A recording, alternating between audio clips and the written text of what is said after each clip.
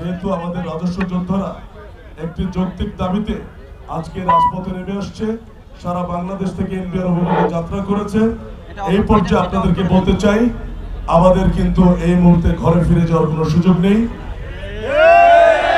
এই রাজস্ব সংস্কারে বাধা সৃষ্টিকারী একটা সহজ বিষয়কে, সরকারের ঐকান্তিক ইচ্ছাকে যিনি বিনষ্ট করেছেন, পদে পদে প্রহসন তৈরি করেছেন, পাশাপাশি আলোচনার নাম করে আমাদের কর্মকর্তাদের উপরে দমন নিপীড়ন চালিয়েছেন, এইটা আজকে আমরা আপনাদের মাধ্যমে ইলেকট্রনিক ও প্রিন্ট মিডিয়ার সম্মানিত ভাই বোন যারা অক্লান্ত পরিশ্রম করেছেন, আপনাদের মাধ্যমে আমরা সরকারের সর্বোচ্চ মহলের দৃষ্টি আকর্ষণ করছি, আমরা সুশীল সমাজের দৃষ্টি আকর্ষণ করছি, আমরা ইলেকট্রনিক প্রিন্ট মিডিয়ার ভাইদেরকে দৃষ্টি আকর্ষণ করছি। পাশাপাশি আপনারা জানেন আজকে ব্যবসায়ীরা একটা আলোচনায় বসছিলেন, তার আপডেটটা আমরা এখনো পুরোপুরি হাতে পাইনি।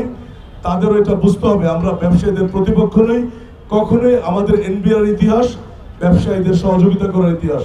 হয়তো আমাদের সম্পর্কে অনেক কাল্পনিক পারসেপশন থাকতে পারে, এনবিআর আজকে যদি ধারাবাহিকভাবে গত 2 দশক ধরে ধারাবাহিকভাবে অক্লান্ত পরিশ্রম করে আমাদের কর্মকর্তারা যদি রেভিনিউতে কন্ট্রিবিউশন করতে না পারতো, আজকের বাংলাদেশ যে জায়গায় দাঁড়িয়ে আছে সেই জায়গায় দাঁড়িয়ে থাকতো না।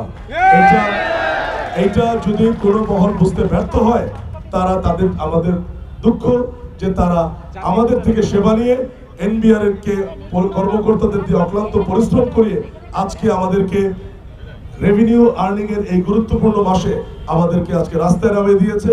গত 3 দিন ধরে আপনারা দেখেছেন এখানে একটা যুদ্ধ পরিস্থিতি বিরাজ করছে, আপনাদের পেছনে আছে জলকামান। এটা কিসের জন্য? এখানে একজন সরকারি আমলাকে সশস্ত্র বাহিনী দিয়ে নিরাপত্তা দিয়ে সকাল 6টায় এনবিআর ভবনে কেন আসতে হবে? বাংলাদেশের কোন সচিব সকালবেলা সশস্ত্র প্রহরায় তার দপ্তরে প্রবেশ করে তার কর্মকর্তা কর্মচারীরা বাইরে রোদে পড়ছে, বৃষ্টিতে ভিজছে, তার কি লজ্জা হওয়া উচিত? তো এই পর্যায়ে আমাদের দিকে যদি আপনারা দৃষ্টি না দেন, রাষ্ট্রের ঊর্ধ্বতন কর্তৃপক্ষ দৃষ্টি না দেন, আমরা কিন্তু এখন রাস্তায় নেমে আসছি। আমাদের এখন আপনারা যদি করেন আরো দমন নিপীড়ন চালান, আমাদের শেষ রাজস্ব যোদ্ধা এনবিআর এর মাটি কামড়ে পড়ে থাকবে। আপনারা আবারও দয়া করে বললাম আমাদের দিকে সুদৃষ্টি দেন।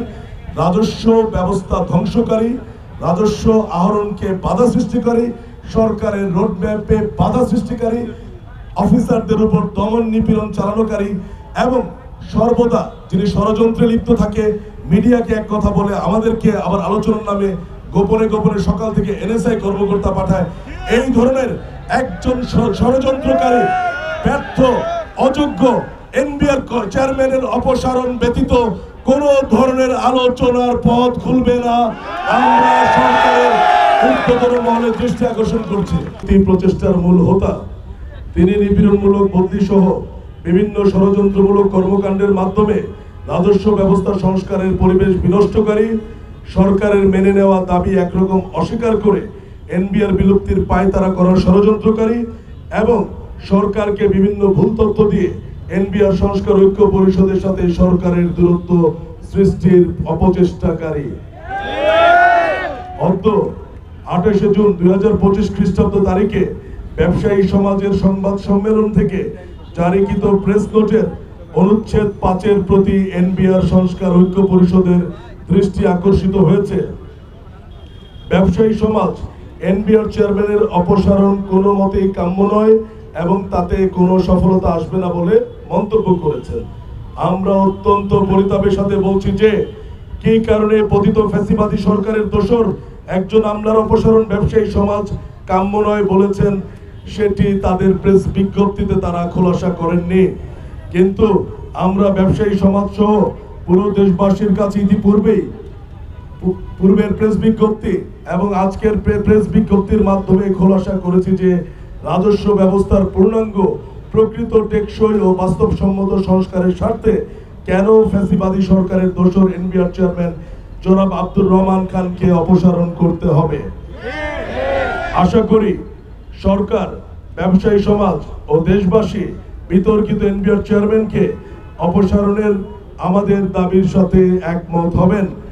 দক্ষ, আধুনিক ও হয়রানি মুক্ত জাতীয় রাজস্ব বোর্ড গড়ার লক্ষ্যে সার্বিক সংস্কার রপ্তানি আয় বৃদ্ধি ও রাজস্ব আহরণে ইতিবাচক ভূমিকা রাখার লক্ষ্যে জাতীয় রাজস্ব বোর্ডের চেয়ারম্যানের অপসারণ ব্যতীত ভিন্ন কোনো পদ খোলা নেই।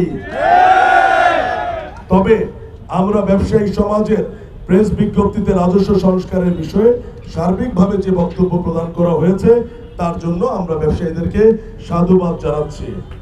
তারা যথাযথভাবে রাজস্ব সংস্কারের প্রক্রিয়া ও উদ্দেশ্য তাদের প্রেস রিলিজে উল্লেখ করেছেন। আপনারা জানেন, সার্বিক পরিস্থিতিতে জাতীয় রাজস্ব বোর্ডের চেয়ারম্যানের অপসারণ সহ অন্যান্য দাবিতে আজ 28শে জুন 2025 খ্রিস্টাব্দ তারিখে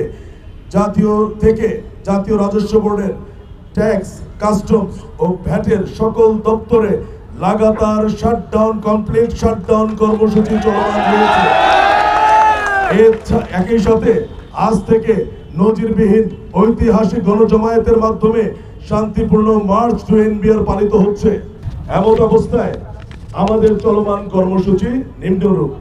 প্রিয় ইলেকট্রনিক ও প্রিন্ট মিডিয়ার সাংবাদিক ভাই ও বোনেরা, ক এনবিআর সংস্কার ঐক্য পরিষদ কর্তৃক ঘোষিত 28শে জুন 2025 খ্রিস্টাব্দ তারিখ থেকে ট্যাক্স, কাস্টমস ও ভ্যাট বিভাগের সকল দপ্তরে লাগাতার কমপ্লিট শাটডাউন যথারীতি চলবে। আমি আবার রিপিট করি, এনবিআর সংস্কার ঐক্য পরিষদ কর্তৃক ঘোষিত 28শে জুন 2025 খ্রিস্টাব্দ তারিখ থেকে ট্যাক্স, কাস্টমস ও ভ্যাট বিভাগের সকল দপ্তরে লাগাতার কমপ্লিট শাটডাউন যথারীতি চলবে। অর্থাৎ 29শে জুন 2025 খ্রিস্টাব্দ তারিখ থেকে ট্যাক্স, কাস্টমস ও ভ্যাট বিভাগের সকল দপ্তরে লাগাতার কমপ্লিট শাটডাউন যথারীতি চলবে। তবে আন্তর্জাতিক যাত্রী সেবা এই কমপ্লিট শাটডাউনের আওতা বহির্ভূত থাকবে। শেষ করতে দেন। এছাড়াও 29শে জুন অর্থাৎ আগামীকাল 2025 খ্রিস্টাব্দ তারিখে সারা দেশের ট্যাক্স, কাস্টমস ও ভ্যাট বিভাগের সকল দপ্তর থেকে এনবিআর অভিমুখে শান্তিপূর্ণ মার্চ টু এনবিআর কর্মসূচিও যথারীতি পালিত হবে। বান্ডেল থাকলে প্রতি সেনমানিতে টাকা বাঁচবে। বিকাশ সেনমানি বান্ডেল কিনে জিতুন প্রতি লেনদেনে। শুরু হয়েছে Standard Chartered Channel I Agro অ্যাওয়ার্ডের 10ম আয়োজনের মনোনয়ন গ্রহণ। এবার নতুন ক্যাটাগরি বছরের সেরা ছাদ কৃষক সহ মোট 13টি ক্যাটাগরিতে পুরস্কার প্রদান করা হবে। মনোনয়ন গ্রহণ চলবে আগামী 15 জুলাই 2025 তারিখ পর্যন্ত। বিস্তারিত জানতে ভিজিট করুন www.agroaward.com এবং ফোন করুন 018737000556 এই নম্বরে।